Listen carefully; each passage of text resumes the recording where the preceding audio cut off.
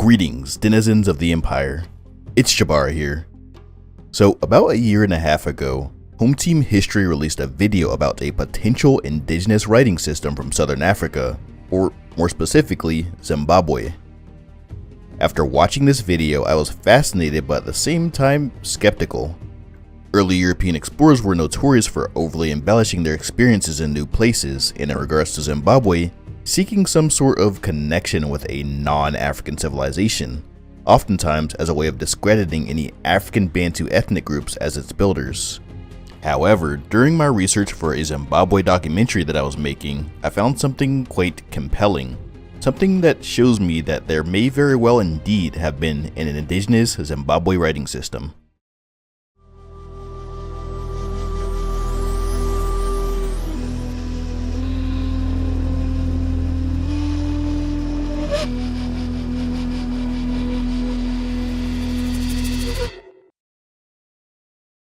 Before we begin, I just want to let you all know that the documentary that I mentioned in the intro is an exclusive for patrons only. Becoming a patron will allow you instant access to a 2-part, 34-minute long documentary on Zimbabwe, in addition to 4 more full documentaries on other African kingdoms, and access to all future episodes to come. I'll leave a link to sign up below. So for those of you who haven't seen Home Team History's video about writing in the Kingdom of Zimbabwe, I highly recommend that you check it out. I'll also be sure to include it on the end screen. So anyway, one part of his video in particular caught my attention, a simple quote that said the following: "Over the gate of the building is an inscription which neither the Moorish traders who were there, nor others learned in inscriptions could read, nor does anyone know in what character it is written." Initially, it seemed to me as though it may have just been one of many of history's dead-end clues with little context and little to no hope of finding anything else substantial. However, that all changed during the research for my documentary on Zimbabwe. One thing that I've noticed periodically throughout my research and just generally over the years is the tendency of Zimbabwe art and architecture to have a series of symbols on them, including chevrons, circles, and diamonds. I used to think that they were merely decorative, but all of that changed when I ran into one artifact that I've never seen before, one that never appeared in any documentaries or any mainstream historical media presentations about Zimbabwe. Before we dive deeper into that though, I'd like to thank Happy Hippo Herbals for sponsoring this video. Kratom is an alternative medicine that I had the privilege of trying out for the very first time courtesy of Happy Hippo Herbals, and I have to say, I'm very grateful to have introduced into my life. Kratom is a plant native to Southeast Asia and has been used by indigenous peoples of the region for centuries.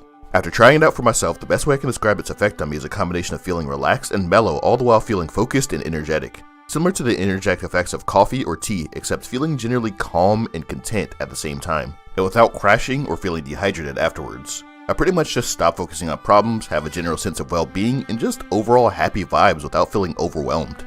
It's exactly what I need when I'm tirelessly conducting research for new content and editing my videos.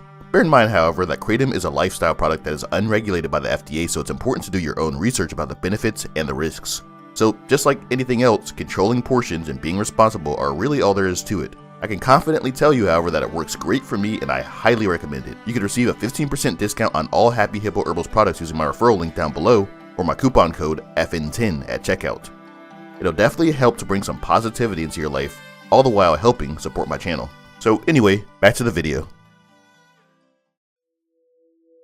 In the early 1900s, a monolith was discovered in the ruins of dhlo-dhlo, in what is now Zimbabwe. It contained a series of symbols that are comparable in appearance to those worked into the masonry of Zimbabwean structures, as well as the famous soapstone bird statues that were taken from atop the Great Enclosure. While all studies conducted on the purpose of these symbols continue to exist in the realms of conjecture, the evidence is quite compelling. The markings carved on the monolith are thought to have been deliberately used for the sake of record keeping and are believed to represent the cosmological sightings of the planet Venus. The diamond-shaped inscriptions are thought to have served as tallies in this Venusian calendar and have been compared to that used by the Maya. In the Dresden Codex, Venus was recorded to be visible 236 days out of the year, and in the Amizabduga Tablet of Babylon, 245 days. The model recorded by the Zimbabwe Kingdom indicates 251 days, with the actual observable average being 263 days. Zimbabwe is more accurate than the aforementioned models of Babylon and the Maya. The total cycle is recorded at 587 days in ancient Babylon, 584 by the Maya, and 583 by Zimbabwe, with modern data recording it at 583.92, roughly the same as Maya, and just less than a day more than that calculated by Zimbabwe.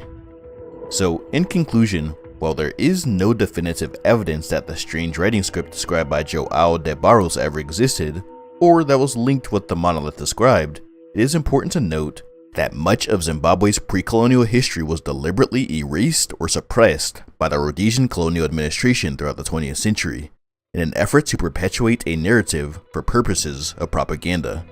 A narrative that strongly advocated the idea that black Bantu peoples had only recently migrated to the region around the same time as white people, and that the land did not belong to them.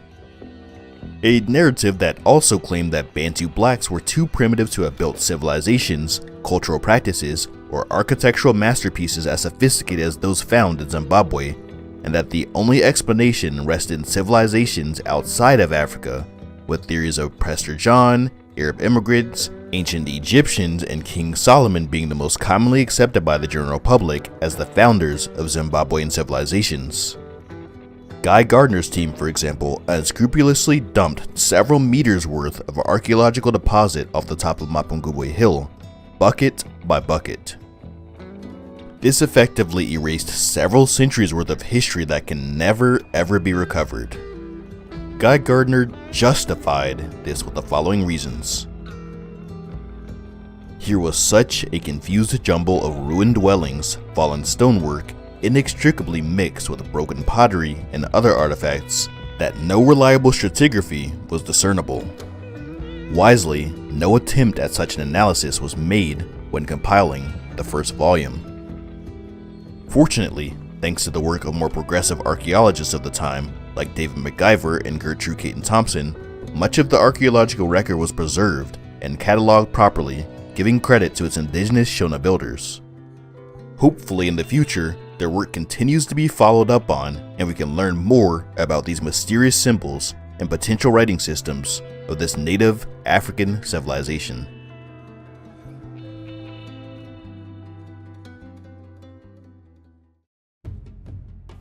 For sources, check out my website, linked below. If you'd like to support future projects, you can do so there as well, or by clicking the join button below, or by becoming a patron.